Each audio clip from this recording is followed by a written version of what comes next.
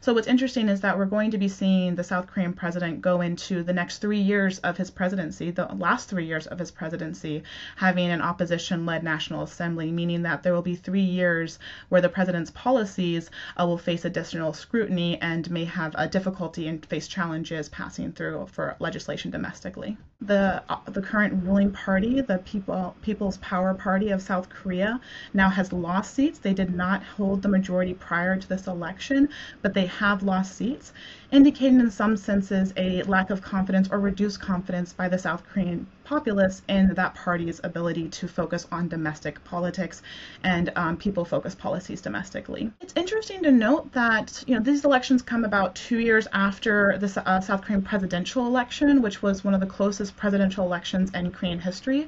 The current incumbent president won by less than 1% of the vote.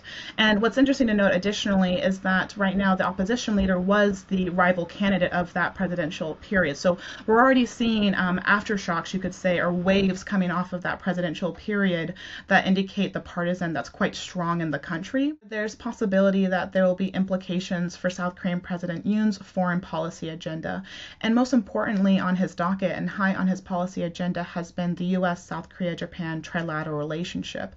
We saw this partnership kick off last August with the Camp David summit in Washington, D.C., and there's talk about an additional summit sometime later this year. And so what's really interesting is that this has been heralded as an international success, and there's a lot of momentum within the three governments to push this forward.